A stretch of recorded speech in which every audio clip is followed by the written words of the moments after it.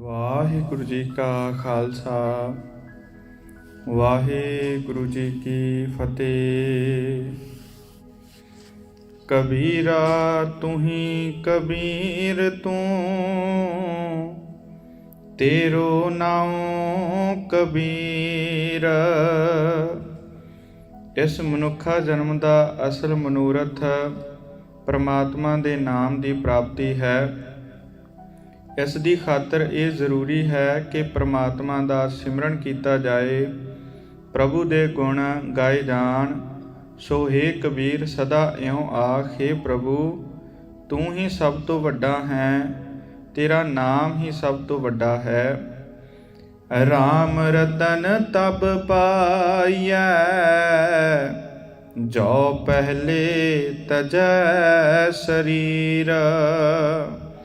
ਪਰ ਇਸ ਸਿਫਤ ਸਲਾਹ ਦੇ ਨਾਲ ਨਾਲ ਹੇ ਕਬੀਰ, ਜੇ ਤੂੰ ਪਹਿਲਾਂ ਆਪਣੇ ਸਰੀਰ ਦਾ ਮੋਹ ਵੀ ਤਿਆਗੇ, ਤਦੋਂ ਹੀ ਪ੍ਰਮਾਤਮਾ ਦਾ ਨਾਮ ਰੂਪ ਰਤਨ ਮਿਲਦਾ ਹੈ। ਕਬੀਰ ਚੰਖ ਨਾ ਚੰਖੀਐ, ਤੁਮਰੋ ਕਹਿਓ ਨਾ ਹੋਏ। ਹੇ ਕਬੀਰ, ਸਰੀਰ ਤਜਨ ਦਾ ਭਾਵ ਇਹ ਹੈ ਕਿ ਦੁਨੀਆ ਦੀ ਖਾਤਰ ਗਿਲੇ ਗੁਜ਼ਾਰੀ ਨਾ ਕਰਦੇ ਰਹੀਏ। ਦੁਨੀਆ ਦੇ ਲਾਲਚ ਵਿੱਚ ਫਸਿਆ ਹੋਇਆ ਜੋ ਕੁਝ ਤੂੰ ਆਖਦਾ ਹੈ ਉਹੀ ਨਹੀਂ ਹੋ ਸਕਦਾ। ਕਰਮ ਕਰੀਮ ਜੋ ਕਰ ਰਹੇ,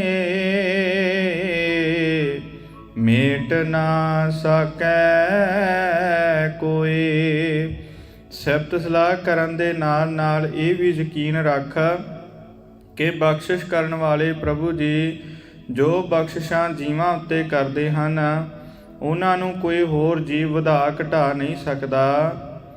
ਕਬੀਰ ਕਸੌਟੀ ਰਾਮ ਕੀ, ਝੂਠਾ ਟਿਕੈ ਨਾ ਕੋਏ।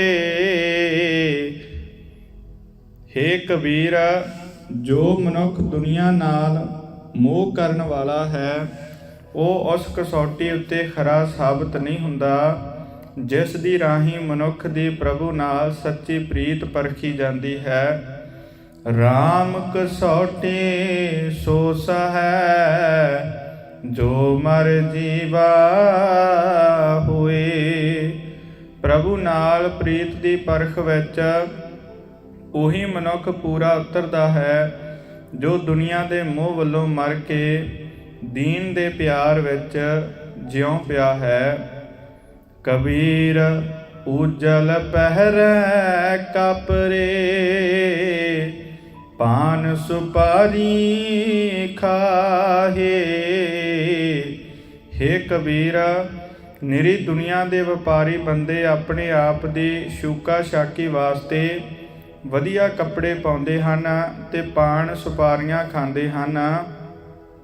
ਏਕਸ ਹਰਿ ਕੇ ਨਾਮ ਬਿਨਾ, ਬਾਦੇ ਜਮਪੁਰ ਜਾਹੀ।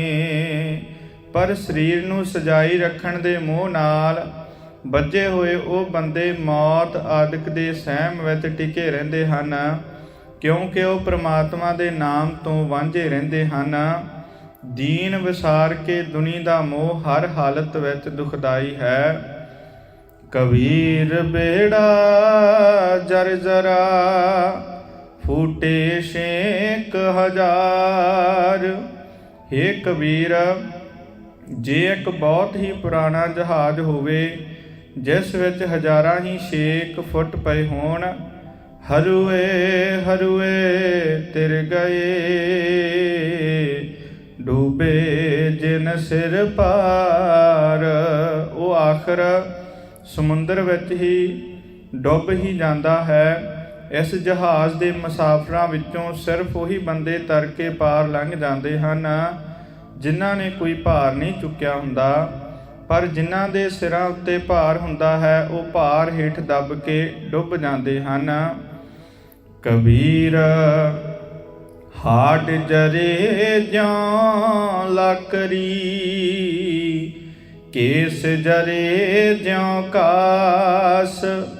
ਦੀਨ ਨੂੰ ਵਿਸਾਰ ਕੇ ਨਿਰੀ ਦੁਨੀਆ ਦੀ ਖਾਤਰ ਦੌੜ ਭੱਜ ਕਰਦਿਆਂ ਮਨੁੱਖ ਆਪਣੇ ਸਰੀਰ ਦੇ ਮੋਹ ਵਿੱਚ ਇਤਨਾ ਫਸਦਾ ਹੈ ਕਿ ਹਰ ਵੇਲੇ ਮੌਤ ਤੋਂ ਸਹਿਮਿਆ ਰਹਿੰਦਾ ਹੈ। ਫਿਰ ਵੀ ਇਹ ਸਰੀਰ ਸਦਾ ਕਾਇਮ ਨਹੀਂ ਰਹਿ ਸਕਦਾ, ਮੌਤ ਆ ਹੀ ਜਾਂਦੀ ਹੈ। ਤਦੋਂ ਹੇ ਕਬੀਰ, ਸਰੀਰ ਨੂੰ ਚਿਖਾ ਤੇ ਪਾਇਆ ਹੱਡ ਲੱਕੜਾਂ ਵਾਂਗ ਸੜਦੇ ਹਨ, ਕੇਸ ਘਾਹ ਵਾਂਗ ਸੜਦੇ ਹਨ। ਇਹ ਜਗ ਜਰਤਾ ਦੇਖ ਕੈ ਭਇਓ ਕਬੀਰ ਉਦਾਸ। ਇਸ ਸਾਰੇ ਸੰਸਾਰ ਨੂੰ ਹੀ ਸੜਦਿਆਂ ਵੇਖ ਕੇ, ਭਾਵ ਇਹ ਵੇਖ ਕੇ ਕਿ ਸਭ ਜੀਵਾਂ ਦਾ ਇਸ ਸਰੀਰ ਨਾਲੋਂ ਵਿਛੋੜਾ ਆਖਰ ਜ਼ਰੂਰ ਹੁੰਦਾ ਹੈ, ਮੈਂ ਕਬੀਰ ਇਸ ਸਰੀਰ ਦੇ ਮੋਹ ਤੋਂ ਉਪਰਾਮ ਹੋ ਗਿਆ ਹਾਂ। ਮੈਂ ਸਰੀਰ ਦਾ ਮੋਹ ਛੱਡ ਦਿੱਤਾ ਹੈ। ਕਬੀਰ ਗਰਭ ਨਾ ਕੀਜੀਐ, ਚਾਮ ਲਪੇਟੇ ਹਾਡ। ਹੇ ਕਬੀਰ, ਇਸ ਸਰੀਰ ਦੀ ਜਵਾਨੀ, ਸੁੰਦਰਤਾ ਆਦਿਕ ਦਾ ਮਾਣ ਨਹੀਂ ਕਰਨਾ ਚਾਹੀਦਾ। ਆਖਿਰ ਹੈ ਤਾਂ ਇਹ ਹੱਡੀਆਂ ਦੀ ਮੁੱਠ ਜੋ ਚੰਮ ਨਾਲ ਲਪੇਟੀਆਂ ਹੋਈਆਂ ਹਨ। ਹੈ ਵਰੇ ਉਪਰ ਛਤਰ ਤਰ, ਤੇ ਫੁਨ ਤਰਨੀ ਗਾਡ। ਇਸ ਸਰੀਰ ਦਾ ਅਹੰਕਾਰ ਕਰਦੇ ਉਹ ਬੰਦੇ ਵੀ ਅੰਤ ਨੂੰ ਮਿੱਟੀ ਵਿੱਚ ਜਾ ਰਲੇ, ਜੋ ਵਧੀਆ ਘੋੜਿਆਂ ਉੱਤੇ ਸਵਾਰ ਹੁੰਦੇ ਸਨ ਤੇ ਜੋ ਝੁੱਲਦੇ ਛਤਰਾਂ ਹੇਠ ਬੈਠਦੇ ਸਨ। ਕਬੀਰ ਗਰਭ ਨਾ ਕੀਜੀਐ, ਉੱਚਾ ਦੇਖ ਆਵਾਸ। ਹੇ ਕਬੀਰ, ਆਪਣਾ ਉੱਚਾ ਮਹਿਲ ਵੇਖ ਕੇ ਵੀ ਅਹੰਕਾਰ ਨਹੀਂ ਕਰਨਾ ਚਾਹੀਦਾ। ਇਹ ਵੀ 4 ਦਿਨਾਂ ਦੀ ਹੀ ਖੇਡ ਹੈ। ਆਜ ਕਾਲ ਪੋਏ ਲੇਟਣਾ, ਉਪਰ ਜਾਮੈ ਕਾਸ। ਮੌਤ ਆਉਣ ਤੇ ਇਸ ਮਹਿਲ ਨੂੰ ਛੱਡ ਕੇ ਅੱਜ ਭਲਕ ਹੀ ਮਿੱਟੀ ਵਿੱਚ ਰਲ ਜਾਣਾ ਹੈ। ਸਾਡੇ ਸਰੀਰ ਉੱਤੇ ਘਾਹ ਉੱਗ ਪਏਗਾ।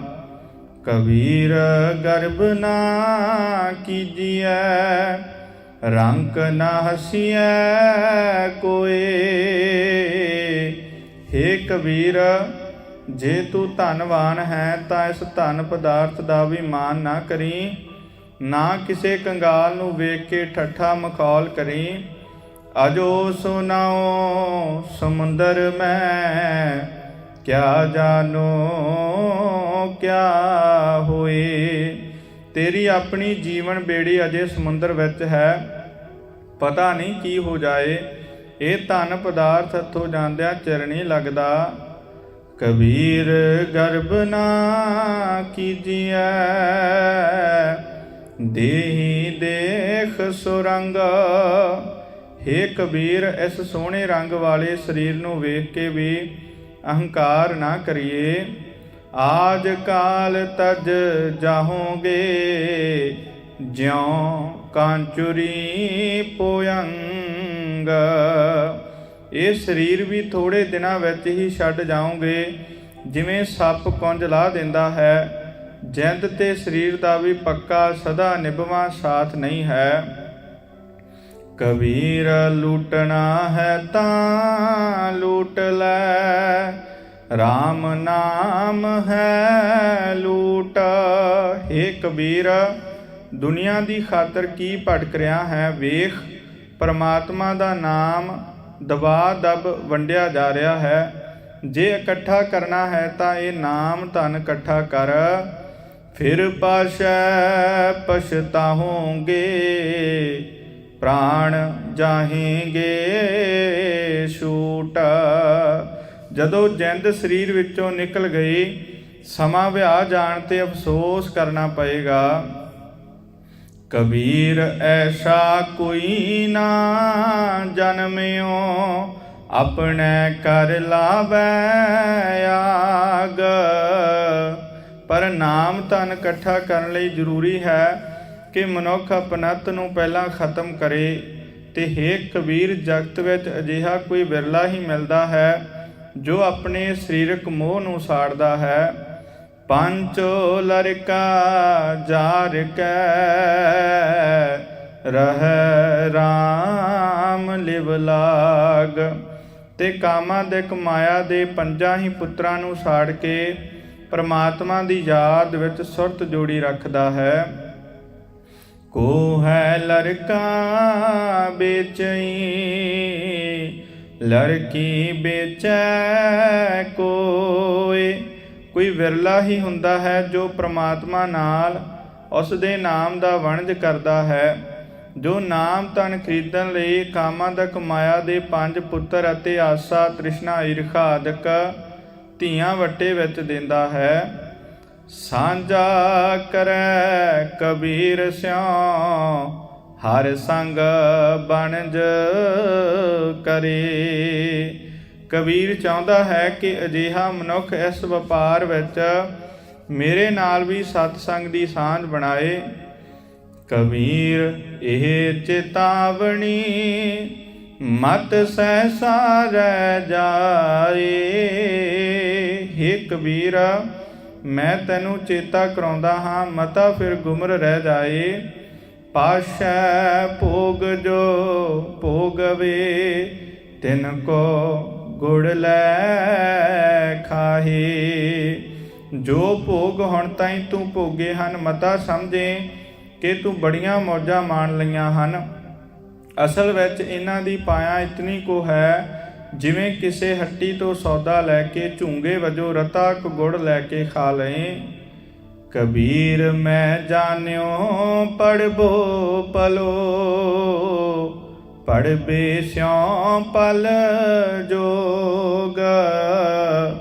ਹੇ ਕਬੀਰ, ਇੱਥੇ ਕਾਂਸ਼ੀ ਵਿੱਚ ਉੱਚੀਆਂ ਜਾਤਾਂ ਵਾਲਿਆਂ ਨੂੰ ਵੇਦ ਸ਼ਾਸਤਰ ਆਦਿਕ ਪੜ੍ਹਦਿਆਂ ਵੇਖ ਕੇ ਮੈਂ ਸਮਝਿਆ ਸੀ ਕਿ ਵਿੱਦਿਆ ਪੜ੍ਹਨੀ ਮਨੁੱਖਾ ਜਨਮ ਦਾ ਸਭ ਤੋਂ ਚੰਗਾ ਕੰਮ ਹੋਵੇਗਾ। ਪਰ ਇਹਨਾਂ ਲੋਕਾਂ ਦੇ ਨਿਰੇ ਵਾਦ ਵਿਵਾਦ ਵੇਖ ਕੇ ਮੈਨੂੰ ਯਕੀਨ ਆ ਗਿਆ ਹੈ ਕਿ ਅਜਿਹੀ ਵਿੱਦਿਆ ਪੜ੍ਹਨ ਨਾਲੋਂ ਪ੍ਰਭੂ ਚਰਨਾਂ ਵਿੱਚ ਜੁੜਨਾ ਮਨੁੱਖ ਲਈ ਭਲਾ ਹੈ। ਭਗਤ ਨਾ ਛਾਡੋ ਰਾਮ ਕੀ, ਭਾਵੈ ਨਿੰਦੋ ਲੋਗ। ਸੋ ਇਸ ਗੱਲੋਂ ਜਗਤ ਬੇਸ਼ੱਕ ਮੈਨੂੰ ਮਾੜਾ ਪਿਆ ਆਖੇ, ਮੈਂ ਵਿੱਦਿਆ ਦੇ ਵੱਟੇ ਵੀ ਪ੍ਰਮਾਤਮਾ ਦੀ ਭਗਤੀ ਨਹੀਂ ਛੱਡਾਂਗਾ। ਕਬੀਰ ਲੋਗ ਕੈ ਨਿੰਦੈ ਬਪੜਾ, ਜਿਹ ਮਨ ਨਾਹੀ ਗਿਆਨ। ਹੇ ਕਬੀਰ, ਜਿਸ ਮਨੁੱਖ ਦੇ ਅੰਦਰ ਇਹ ਸੂਝ ਨਹੀਂ ਹੈ ਕਿ ਵਿੱਦਿਆ ਦੇ ਟਾਕਰੇ ਤੇ ਪ੍ਰਭੂ ਦੀ ਭਗਤੀ ਕਿਤਨੀ ਵੱਡ ਮੁੱਲੀ ਦਾਤ ਹੈ, ਉਹ ਮਨੁੱਖ ਜੇ ਮੇਰੀ ਇਸ ਚੋਣ ਤੇ ਮੈਨੂੰ ਮਾੜਾ ਆਖੇ ਤਾਂ ਉਸ ਮਨੁੱਖ ਦੇ ਇਹ ਨਿੰਦਾ ਕਰਨ ਦਾ ਕੋਈ ਅਰਥ ਨਹੀਂ। ਰਾਮ ਕਬੀਰਾ ਰਵ ਰਹੇ,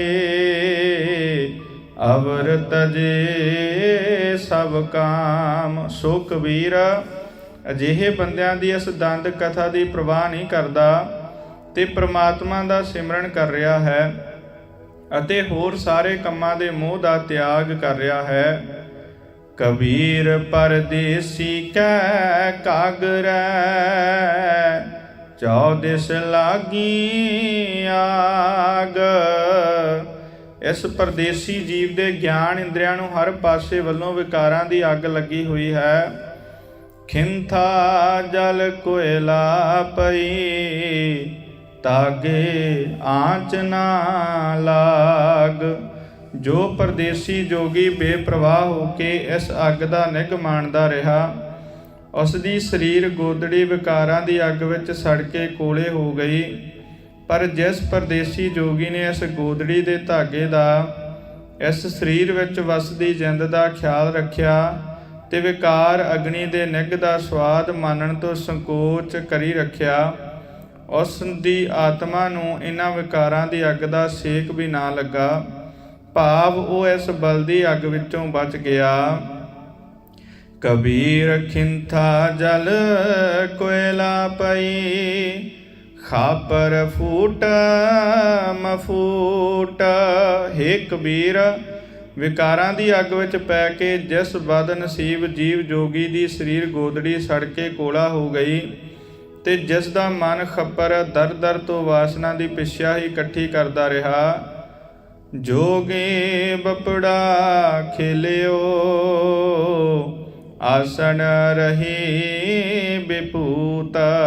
ਉਹ ਮੰਦਭਾਗੀ ਜੀਵ ਜੋਗੀ ਮਨੁੱਖਾ ਜਨਮ ਦੀ ਖੇਡ ਉਜਾੜ ਕੇ ਹੀ ਜਾਂਦਾ ਹੈ। ਉਸ ਦੇ ਪੱਲੇ ਖੁਆਰੀ ਹੀ ਪੈਂਦੀ ਹੈ। ਕਬੀਰ ਥੋਰੈ ਜਲ ਮਾਛਲੀ, ਜੀਵਰ ਮਿਲਿਓ ਜਾਲ। ਹੇ ਕਬੀਰ, ਥੋੜੇ ਪਾਣੀ ਵਿੱਚ ਮੱਛੀ ਰਹਿੰਦੀ ਹੋਵੇ ਤਾਂ ਝਿਓਰ ਆ ਕੇ ਜਾਲ ਪਾ ਲੈਂਦਾ ਹੈ। ਤਿਵੇਂ ਜੇ ਜੀਵ ਦੁਨਿਆਵੀ ਭੋਗ ਵਿਦਿਆ ਧਨ ਆਦਿਕ ਨੂੰ ਆਪਣੇ ਜੀਵਨ ਦਾ ਆਸਰਾ ਬਣਾ ਲਏ ਤਾਂ ਮਾਇਆ ਦੇ ਪੰਚੋ ਲਰਕਾ ਆਸਾਨੀ ਨਾਲ ਹੀ ਗ੍ਰਸ ਲੈਂਦੇ ਹਨ। ਇਹ ਢੋਗਣ ਨਾ ਛੁਟਸੈ, ਫਿਰ ਕਰ ਸਮੁੰਦਰ ਸਮਾਲ। ਹੇ ਮੱਛੀ, ਇਸ ਟੋਏ ਵਿੱਚ ਰਹਿ ਕੇ ਤੂੰ ਝਿਓਰ ਦੇ ਜਾਲ ਤੋਂ ਬਚ ਨਹੀਂ ਸਕਦੀ। ਜੇ ਬਚਣਾ ਹੈ ਤਾਂ ਸਮੁੰਦਰ ਲੱਭ। ਹੇ ਜਿੰਦੇ ਇਹਨਾਂ ਭੋਗ ਪਦਾਰਥਾਂ ਨੂੰ ਆਸਰਾ ਬਣਾਇਆ, ਤੂੰ ਕਾਮਾਦਿਕ ਦੀ ਮਾਰ ਤੋਂ ਬਚ ਨਹੀਂ ਸਕਦੀ। ਇਹ ਹੋਸ਼ੇ ਆਸਰੇ ਛੱਡ ਤੇ ਪ੍ਰਮਾਤਮਾ ਨੂੰ ਲੱਭ। ਕਬੀਰ ਸਮੁੰਦ ਨਾ ਛੋਡੀਐ, ਜੋ ਅਤ ਖਾਰੋ ਹੋਏ। ਹੇ ਕਬੀਰ, ਸਮੁੰਦਰ ਨਾ ਛੱਡੀਏ, ਚਾਹੇ ਉਸ ਦਾ ਪਾਣੀ ਬੜਾ ਹੀ ਖਾਰਾ ਹੋਵੇ। ਪੋਖਰ ਪੋਖਰ ਢੂੰਡਤੇ, ਭਲੋ ਨਾ ਕਹਿ ਕੋਈ। ਨਿੱਕੇ ਨਿੱਕੇ ਛੱਪੜਾਂ ਵਿੱਚ ਜਿੰਦ ਦਾ ਆਸਰਾ ਢੂੰਡਿਆ ਕੋਈ ਨਹੀਂ ਆਖਦਾ ਕਿ ਇਹ ਕੰਮ ਚੰਗਾ ਹੈ। ਕਬੀਰ ਨਿਗੁਸਾਈ ਬਹਿ ਗਏ, ਥਾਂਗੀ ਨਾਹੀ ਕੋਏ। ਹੇ ਕਬੀਰ, ਇਹ ਸੰਸਾਰ ਮਾਨੋ ਸਮੁੰਦਰ ਹੈ, ਜਿਸ ਵਿੱਚੋਂ ਦੀ ਜੀਵਾਂ ਦੇ ਜ਼ਿੰਦਗੀ ਦੇ ਬੇੜੇ ਤਰ ਕੇ ਲੰਘ ਰਹੇ ਹਨ। ਪਰ ਜੋ ਬੇੜੇ ਨਿਖਸਮੇ ਹੁੰਦੇ ਹਨ, ਜਿਨ੍ਹਾਂ ਉੱਤੇ ਕੋਈ ਗੁਰੂ ਮਲਾਹ ਨਹੀਂ ਹੁੰਦਾ, ਉਹ ਡੁੱਬ ਜਾਂਦੇ ਹਨ। ਦੀਨ ਗਰੀਬੀ ਆਪਣੀ ਕਰਤੇ ਹੋਏ ਸੋ ਹੋਏ। ਜਿਨ੍ਹਾਂ ਬੰਦਿਆਂ ਨੇ ਆਪਣੀ ਸਿਆਣਪ ਛੱਡ ਕੇ ਨਿਮਰਤਾ ਤੇ ਗਰੀਬੀ ਧਾਰ ਕੇ ਗੁਰੂ ਮਲਾਹ ਦਾ ਆਸਰਾ ਲਿਆ ਹੈ, ਉਹ ਸੰਸਾਰ ਸਮੁੰਦਰ ਦੀਆਂ ਠਿੱਲਾਂ ਵੇਖ ਕੇ ਜੋ ਹੁੰਦਾ ਹੈ ਉਸ ਨੂੰ ਕਰਤਾਰ ਦੀ ਰਜ਼ਾ ਜਾਣ ਕੇ ਬੇਫਿਕਰ ਰਹਿੰਦੇ ਹਨ। ਉਹਨਾਂ ਨੂੰ ਆਪਣੇ ਬੇੜੇ ਦੇ ਡੁੱਬਣ ਦਾ ਕੋਈ ਫਿਕਰ ਨਹੀਂ ਹੁੰਦਾ। ਕਬੀਰ ਬੈ ਸੁਨੋ ਕੀ ਕੁਕਰ ਪਲੀ, ਸਾਕਤ ਕੀ ਬੁਰੀ ਮਾਈ। ਹੇ ਕਬੀਰ, ਕਿਸੇ ਭਗਤ ਦੀ ਕੁੱਤੀ ਵੀ ਭਾਗਾਂ ਵਾਲੀ ਜਾਣ, ਪਰ ਰੱਬ ਤੋਂ ਟੁੱਟੇ ਹੋਏ ਬੰਦੇ ਦੀ ਮਾਂ ਵੀ ਮੰਦ ਭਾਗਣ ਹੈ। ਓ ਨਿਤ ਸੁਣੈ ਹਰ ਨਾਮ ਜਸ, ਓ ਪਾਪ ਬਿਸਾਹਣ ਜਾਈ। ਕਿਉਂਕਿ ਉਹ ਭਗਤ ਸਦਾ ਹਰੀ ਨਾਮ ਦੀ ਵਡਿਆਈ ਕਰਦਾ ਹੈ, ਉਸ ਦੀ ਸੰਗਤ ਵਿੱਚ ਰਹਿ ਕੇ ਉਹ ਕੁੱਤੀ ਵੀ ਸੁਣਦੀ ਹੈ। ਸਾਖਤ ਨਿਤ ਪਾਪ ਕਮਾਉਂਦਾ ਹੈ, ਉਸ ਦੇ ਕੁਸੰਗ ਵਿੱਚ ਉਸ ਦੀ ਮਾਂ ਵੀ ਪਾਪਾਂ ਦੀ ਭਾਗਣ ਬਣਦੀ ਹੈ। ਕਬੀਰ ਹਰਿ ਨਾ ਦੁਬਲਾ, ਇਹ ਹਰਿਆਰਾ ਤਾਲ। ਹੇ ਕਬੀਰ, ਇਹ ਜਗਤ ਇੱਕ ਐਸਾ ਸਰੋਵਰ ਹੈ ਜਿਸ ਵਿੱਚ ਬੇਅੰਤ ਮਾਇਕ ਭੋਗਾਂ ਦੀ ਹਰਿਆਵਲ ਹੈ। ਮੇਰੀ ਇਹ ਜਿੰਦ ਰੂਪ ਹਰਨ ਕਮਜ਼ੋਰ ਹੈ, ਇਸ ਹਰਿਆਵਲ ਵੱਲ ਜਾਣ ਤੋਂ ਰਹਿ ਨਹੀਂ ਸਕਦਾ। ਲਾਖ ਅਹੇਰੀ ਏਕ ਜਿਉ, ਕੀਤਾ ਬੰਚੋ ਕਾਲ। ਮੇਰੀ ਇਹ ਜਿੰਦ ਇੱਕ ਇਕੱਲੀ ਹੈ, ਇਸ ਨੂੰ ਫਸਾਉਣ ਲਈ ਮਾਇਕ ਭੋਗ ਲੱਖਾਂ ਸ਼ਿਕਾਰੀ ਹਨ। ਇਹਨਾਂ ਦੀ ਮਾਰ ਤੋਂ ਆਪਣੇ ਉਦਮ ਨਾਲ ਮੈਂ ਬਹੁਤਾ ਚਿਰ ਬਚ ਨਹੀਂ ਸਕਦਾ। ਕਬੀਰ ਗੰਗਾ ਤੀਰ ਜੋ ਕਰ ਕਰੈ, ਪੀਵੈ ਨਿਰਮਲ ਨੀਰ। ਹੇ ਕਬੀਰ, ਜੇ ਤੂੰ ਗੰਗਾ ਦੇ ਕੰਢੇ ਉੱਤੇ ਰਹਿਣ ਲਈ ਆਪਣਾ ਘਰ ਬਣਾ ਲਏ ਤੇ ਗੰਗਾ ਦਾ ਸਾਫ਼ ਪਾਣੀ ਪੀਂਦਾ ਰਹੇ, ਬਿਨ ਹਰ ਭਗਤ ਨਾ ਮੁਕਤ ਹੋਏ। ਇਉਂ ਕਹਿ ਰਮੇ ਕਬੀਰ। ਤਾਂ ਵੀ ਪ੍ਰਮਾਤਮਾ ਦੀ ਭਗਤੀ ਕਰਨ ਤੋਂ ਬਿਨਾਂ ਲਾਖ ਅਹੇਰੀ ਆਦਿ ਵਿਕਾਰਾਂ ਤੋਂ ਖਲਾਸੀ ਨਹੀਂ ਹੋ ਸਕਦੀ। ਕਬੀਰ ਤਾਂ ਇਹ ਗੱਲ ਦੱਸ ਕੇ ਪ੍ਰਮਾਤਮਾ ਦਾ ਨਾਮ ਹੀ ਸਿਮਰਦਾ ਹੈ। ਕਬੀਰ ਮਨ ਨਿਰਮਲ ਪਿਆ, ਜੈਸਾ ਗੰਗਾ ਨੀਰ। ਹੇ ਕਬੀਰ, ਗੰਗਾ ਆਦਿਕ ਤੀਰਥਾਂ ਦੇ ਸਾਫ਼ ਜਲ ਦੇ ਕੰਢੇ ਰਹਿਸ਼ ਰੱਖਿਆ ਤਾਂ ਕਾਮਾਦਿਕ ਵਿਕਾਰ ਖਲਾਸੀ ਨਹੀਂ ਕਰਦੇ ਤੇ ਨਾ ਹੀ ਮਨ ਪਵਿੱਤਰ ਹੋ ਸਕਦਾ ਹੈ। ਪਰ ਜਦੋਂ ਪ੍ਰਮਾਤਮਾ ਦੇ ਨਾਮ ਦਾ ਸਿਮਰਨ ਕੀਤਿਆਂ ਮੇਰਾ ਮਨ ਗੰਗਾ ਦੇ ਸਾਫ਼ ਪਾਣੀ ਵਰਗਾ ਪਵਿੱਤਰ ਹੋ ਗਿਆ। ਪਾਛੈ ਲਾਗੋ ਹਰਿ ਫਿਰੈ, ਕਹਿਤ ਕਬੀਰ ਕਬੀਰ। ਤਾਂ ਪ੍ਰਮਾਤਮਾ ਮੈਨੂੰ ਕਬੀਰ ਕਬੀਰ ਆਖ ਕੇ ਆਵਾਜ਼ਾਂ ਮਾਰਦਾ ਮੇਰੇ ਪਿੱਛੇ ਤੁਰਿਆ ਫਿਰੇਗਾ। ਕਬੀਰ ਹਰ ਦੀ ਪਿਅਰੀ, ਚੂਨਾ ਉਜਲ ਪਾਈ। ਹੇ ਕਬੀਰ, ਹਲਦੀ ਪੀਲੇ ਰੰਗ ਦੀ ਹੁੰਦੀ ਹੈ, ਚੂਨਾ ਸਫੈਦ ਰੰਗ ਦਾ ਹੁੰਦਾ ਹੈ। ਪਰ ਜਦੋਂ ਇਹ ਦੋਵੇਂ ਮਿਲਦੇ ਹਨ ਤਾਂ ਦੋਹਾਂ ਦਾ ਰੰਗ ਦੂਰ ਹੋ ਜਾਂਦਾ ਹੈ ਤੇ ਲਾਲ ਰੰਗ ਪੈਦਾ ਹੋ ਜਾਂਦਾ ਹੈ। ਇਸੇ ਤਰ੍ਹਾਂ ਰਾਮ ਸਨੇਹੀ ਤੋ ਮਿਲੈ, ਦੋਨੋਂ ਵਰਨ ਗਵਾਈ। ਪ੍ਰਮਾਤਮਾ ਨਾਲ ਪਿਆਰ ਕਰਨ ਵਾਲਾ ਮਨੁੱਖ ਪ੍ਰਮਾਤਮਾ ਨੂੰ ਤਦੋਂ ਮਿਲਿਆ ਸਮਝੋ ਜਦੋਂ ਮਨੁੱਖ ਉੱਚੀ ਨੀਵੀਂ ਦੋਵੇਂ ਜਾਤੀਆਂ ਦਾ ਵਿਤਕਰਾ ਮਿਟਾ ਦਿੰਦਾ ਹੈ ਤੇ ਉਸ ਦੇ ਅੰਦਰ ਸਭ ਜੀਵਾਂ ਵਿੱਚ ਇੱਕ ਪ੍ਰਭੂ ਦੀ ਜੋਤ ਹੀ ਵੇਖਣ ਦੀ ਸੂਝ ਪੈਦਾ ਹੋ ਜਾਂਦੀ ਹੈ। ਕਬੀਰ ਹਰ ਦੀ ਪੀਰ ਤਨ ਹਰੈ, ਚੂਨ ਚਿਹਨ ਨਾ ਰਹਾਈ। ਹੇ ਕਬੀਰ, ਜਦੋਂ ਹਲਦੀ ਤੇ ਚੂਨਾ ਮਿਲਦੇ ਹਨ ਤਾਂ ਹਲਦੀ ਆਪਣਾ ਪੀਲਾ ਰੰਗ ਛੱਡ ਦਿੰਦੀ ਹੈ, ਚੂਨੇ ਦਾ ਚਿੱਟਾ ਰੰਗ ਨਹੀਂ ਰਹਿੰਦਾ। ਇਸੇ ਤਰ੍ਹਾਂ ਸਿਮਰਨ ਦੀ ਬਰਕਤ ਨਾਲ ਨੀਵੀਂ ਜਾਤ ਵਾਲੇ ਮਨੁੱਖ ਦੇ ਅੰਦਰੋਂ ਨੀਵੀਂ ਜਾਤ ਵਾਲੀ ਢਹਿੰਦੀ ਕਲਾ ਮਿਟ ਜਾਂਦੀ ਹੈ ਤੇ ਉੱਚੀ ਜਾਤ ਵਾਲੇ ਦੇ ਮਨ ਵਿੱਚੋਂ ਉੱਚਤਾ ਦਾ ਮਾਣ ਦੂਰ ਹੁੰਦਾ ਹੈ। ਬਲਿਹਾਰੀਏ ਪ੍ਰੀਤ ਕੋ, ਜੇ ਜਾਤ ਬਰਨ ਕੁਲ ਜਾਈ। ਮੈਂ ਸਦਕੇ ਹਾਂ ਇਸ ਪ੍ਰਭੂ ਪ੍ਰੀਤ ਤੋਂ, ਜਿਸ ਦਾ ਸਦਕਾ ਉੱਚੀ ਨੀਵੀਂ ਜਾਤ ਵਰਨ ਕੁਲ ਦਾ ਫਰਕ ਮਿਟ ਜਾਂਦਾ ਹੈ। ਕਬੀਰ ਮੁਕਤ ਦੁਆਰਾ ਸ਼ੰਕੁਰਾ, ਰਾਈ ਦਸੇ ਪਾਏ। ਹੇ ਕਬੀਰ, ਉਹ ਦਰਵਾਜ਼ਾ ਜਿਸ ਵਿੱਚੋਂ ਦੀ ਲੰਘ ਕੇ ਲਾਖ ਅਹੇਰੀ ਅਤੇ ਪੰਚੋ ਲਰਕਾ ਤੋਂ ਖਲਾਸੀ ਹੁੰਦੀ ਹੈ, ਬਹੁਤ ਭੀੜਾ ਹੈ। ਰਾਈ ਦੇ ਦਾਣੇ ਤੋਂ ਵੀ 10ਵਾਂ ਹਿੱਸਾ ਸਮਝੋ। ਮਨ ਤੋਂ ਮੈਗਲ ਹੋਏ ਰਹਿਓ, ਨਿਕਸੋ ਕਿਉਂ ਕਹਿ ਜਾਏ। ਪਰ ਜਿਸ ਮਨੁੱਖ ਦਾ ਮਨ ਤੀਰਥ ਇਸ਼ਨਾਨ ਅਤੇ ਉੱਚੀ ਜਾਤ ਵਿੱਚ ਜਨਮ ਲੈਣ ਦੇ ਅਹੰਕਾਰ ਨਾਲ ਮਸਤ ਹਾਥੀ ਵਰਗਾ ਬਣਿਆ ਪਿਆ ਹੈ, ਉਹ ਇਸ ਦਰਵਾਜ਼ੇ ਵਿੱਚੋਂ ਦੀ ਨਹੀਂ ਲੰਘ ਸਕਦਾ। ਕਬੀਰ ਐਸਾ ਸਤਿਗੁਰ ਜੇ ਮਿਲੈ, ਤੁਠਾ ਕਰੇ ਪਸਾਵੋ। ਹੇ ਕਬੀਰ, ਜੇ ਕੋਈ ਅਜਿਹਾ ਗੁਰੂ ਮਿਲ ਪਏ ਜੋ ਪ੍ਰਸੰਨ ਹੋ ਕੇ ਮਨੁੱਖ ਉੱਤੇ ਮਿਹਰ ਕਰੇ, ਮੁਕਤ ਦੁਆਰਾ ਮੋਕਲਾ ਸਹਿਜੇ ਆਵੋ ਜਾਓ। ਤਾਂ ਉਹ ਦਰਵਾਜ਼ਾ ਜਿਸ ਰਾਹੀਂ ਇਹਨਾਂ ਕਾਮਾਂ ਦਿਕਾਂ ਤੋਂ ਖਲਾਸੀ ਹੋ ਸਕਦੀ ਹੈ ਖੁੱਲ੍ਹਾ ਹੋ ਜਾਂਦਾ ਹੈ। ਗੁਰੂ ਦਰ ਤੋਂ ਮਿਲੀ ਅਡੋਲ ਅਵਸਥਾ ਵਿੱਚ ਟਿਕ ਕੇ ਫਿਰ ਬੇਸ਼ੱਕ ਕਿਰਤਕਾਰ ਕਰਦੇ ਫਿਰੋ। ਕਬੀਰ ਨਾ ਮੋਹ ਸ਼ਾਨ ਨਾ ਛਾਪਰੇ, ਨਾ ਮੋਹ ਕਰ ਨਹੀਂ ਗਾਓ। ਹੇ ਕਬੀਰ, ਮੇਰੇ ਪਾਸ ਨਾ ਕੋਈ ਸ਼ਨ ਨਾ ਕੁੱਲੀ, ਨਾ ਮੇਰੇ ਪਾਸ ਕੋਈ ਘਰ ਨਾ ਗਿਰਾਂ। ਮਤ ਹਰ ਪੁੱਛੈ ਕੌਣ ਹੈ, ਮੇਰੇ ਜਾਤ ਨਾ ਨਾਉ।